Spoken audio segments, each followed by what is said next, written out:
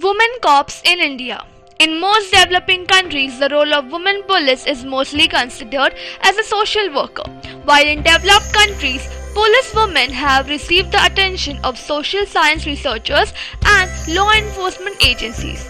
In the global south, India is one of the countries which is making an effort to involve more and more women in policing, but it is only a beginning.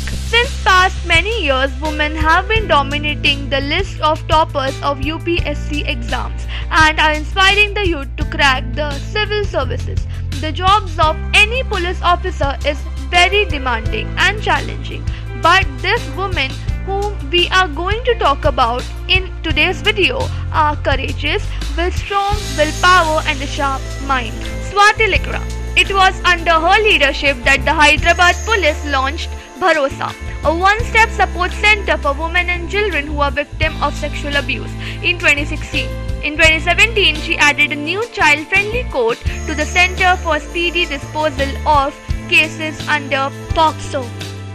Reema Rajeshwari. Sensitivity training under the Gender Peace Program, restoring an abandoned primary school, rehabilitating Jogins and saving child brides, promoting safe driving. Confused? No, this is not the manifesto of a political party contesting election. These are just a few items under the long list of successful initiatives that Munnar's first female IPS officer, Reema Rajeshwari, has undertaken in her decade-long police career. T. Rupa Maudgal, the first lady IPS officer of Karnataka, is fearless and super dedicated to her profession. She is renowned for taking on cases involving politicians and senior IPS officers.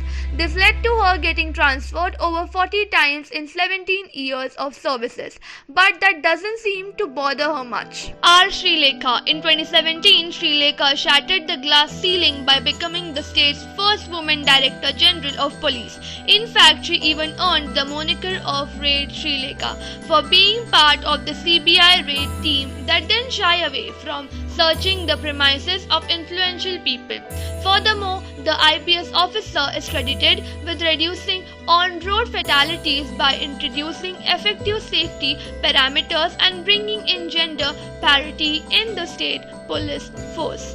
Sanjukta Parashar, a woman IPS officer from Assam. Sanjukta Parashar is one tough cop. Known as the Iron Lady of Assam, the officer has taken down 16 Bodo militants and arrested over 5 dozen insurgents in just 15 months, while leading the counter-insurgency movement in Assam's treacherous terrains. She was also rewarded by the Delhi Commission for Women for her immense contribution in the field of women empowerment. Shrestha Thakur. In 2017, UP Kadra IPS officer Shrestha Thakur proved that women in uniform are not to be messed with. The Bulandshahr DPS was seen confronting BJP party workers and fining them for riding motorcycles without any documents, number plate and helmets.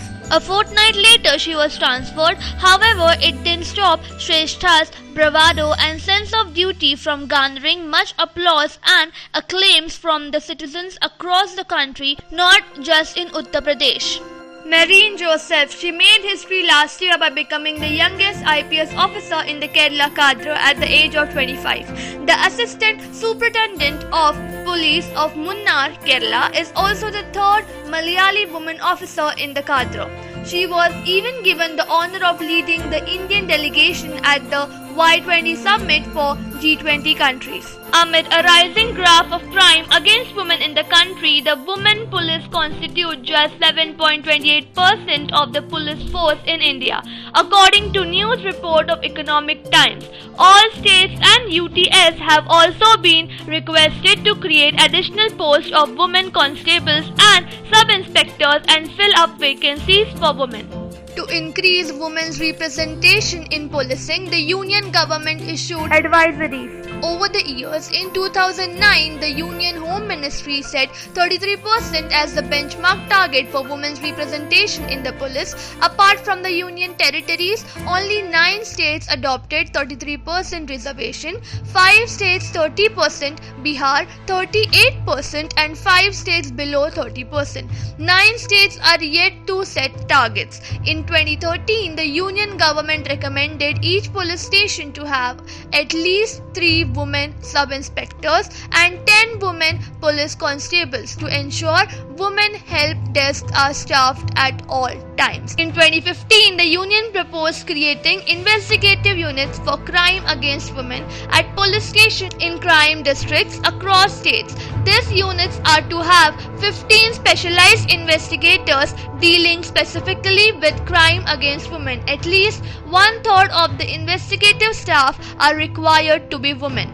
Special measures must be taken to ensure 33% reservation in direct recruitment for all posts at each entry level, specifying differential physical requirements for women.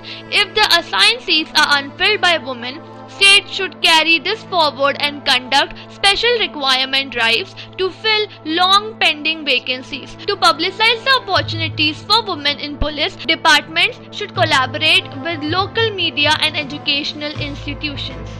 Unless state governments make the institutions gender friendly and create facilities that caters to the needs and roles of women, retention of women police is challenging. This includes setting up creches, preventing sexual harassment at workplace, and building separate restrooms.